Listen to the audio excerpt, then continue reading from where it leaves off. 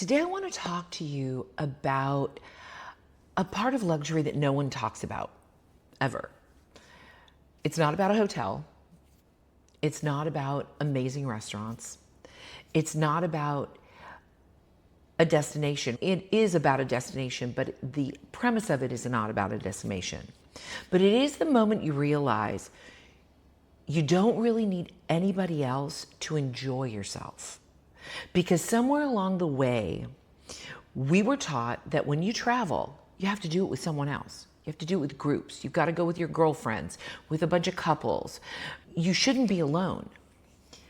But I think the most luxurious experience in traveling is when you're traveling alone.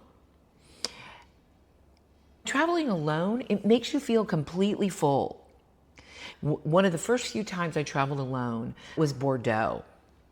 I call Bordeaux the art of the slow because it doesn't rush you. And that's exactly why it works. The light just seems to be different there. And there's limestone buildings and there's the river and the city just asks you to match its pace, which is slower. There's no itinerary that you have to negotiate. There's no timeline. You just wake up when your body tells you to wake up. You find a cafe. You have your coffee. You don't check your phone. You just sit and you breathe. Because the first shift in solo travel isn't what you're doing. It's how you present yourself and allow yourself to become. Some of the greatest things when you go to Bordeaux are the vineyards. There's something intimidating about going wine tasting by yourself. I admit it. I lived in Sonoma and worked in Napa Valley for a long time, and I had the ability to go wine tasting by myself. I did it a couple times, and unless I'm on vacation, it's intimidating. But the first time I went to Bordeaux and I decided to go wine tasting on my own, I was like, I don't know if I can do this. You feel awkward. You think people are noticing. And then something happens. You look out over the vineyards, you walk the streets, you know there's history everywhere, and you realize no one's watching you because everyone's too busy enjoying their own experiences. So you pick a winery, you sit down, you taste, you ask questions because they love to answer them, and something shifts in you. Because you're not performing for anyone. You're not just agreeing to do something to be agreeable. We've all been there. We've all gone on that vacation where we want to do something specific, and then we end up giving in and doing what everybody else wants to do. And we regret the fact that we didn't say, you know what? You guys go on. I really want to do this on my own. You're forming your own opinions in your own time and your own preferences. You drink the wine you love because it's the decision that you make. You're not influenced. You're not negotiating all the time. You just chose what you wanted to do. And it's a different kind of confidence. There's a moment when you travel alone where indulgence in doing those things that you thought you would never do doesn't feel excessive anymore. It's intentional. You start asking questions at the hotel you're staying or the B&B that you're staying in or the restaurants that you go in and you ask people, what should I do? You have your long lunches that you may start out, turns into an afternoon. You may want it to be a couple hours and then it goes on for hours. You order more than one glass of wine that you didn't plan on ordering. No one says you overindulge, but you just relax. The best part of it is you don't have to justify the time. You don't have to justify the money. And you don't have to justify your choices because you're not splitting the experiences with anybody else. You're fully inside of it. And that's where luxury shifts. It's no longer what something costs. It's about the absence of compromise. It's a different kind of luxury. And it's not selfishness. It's about doing and being within yourself and being excited about doing what you want. You can curate exactly what you want to do. So if you wanted to go shopping, shopping alone in Bordeaux feels really different. It really does. But you're not asking, do you like this with anybody else? What you're asking is, do I love this? A bottle of wine, a piece of linen, a scent that you'll remember long after you've left.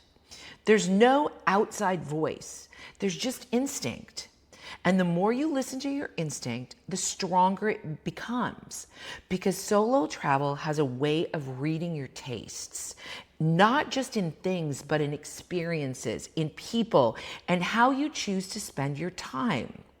There's a kind of freedom that's hard to explain until you feel it. You're riding a bike along the river, the air is soft, the city is glowing, and there's nowhere you need to be. No one you need to check in with, no one waiting on you. You can stop, you can turn around, you can sit for an hour, or you can just keep moving. And in that moment, you realize that's what freedom actually feels like. It's not loud, it's not performative, it's just quiet and entirely yours. Now, the next thing is dinner alone. Dinner alone is the hardest thing for most people. Dinner alone is where everything comes to the surface when you're traveling by yourself. That's the moment people avoid the most. But it's also the moment that changes you. You sit down, maybe at a bar, maybe on a terrace, and the first thing, you're aware of everything around you. You're aware of all the people around you. And eventually, you accept it, you relax in it, and you start to really enjoy it. You taste the food more because you're not carrying on major conversations and trying to entertain the people around you. So you really taste your food. You notice the restaurant. You observe the people in a way you would never if you were with people. And you're never distracted. And then it hits you. You're really not missing anything. You're experiencing things more deeply. I'm not encouraging people to travel alone all the time, but if you have the opportunity to go somewhere amazing like Bordeaux, do it. Because solo travel reveals something very different in you. It's luxury that isn't always about access. It's about independence. It's about the ability to move through the world without needing validation. You don't need permission. You don't need someone else to make the moment feel complete or make you happy. Because when you sit at a table alone and you feel completely at ease in a beautiful place, that's not loneliness, that's self-trust and self-confidence. And in a world that constantly tells you to look outward for fulfillment, it might be the most luxurious thing you've ever done. So you tell me, do you think solo travel could be empowering for you, or does it feel too intimidating? I'd love to know. What holds you back from taking that step if you've never done it? Go somewhere and test it out. You don't have to do an entire trip to Bordeaux by yourself, but you might work up to it. Looking forward to hearing what you guys think. And until next time, thank you for staying to the end. I look forward to seeing you again.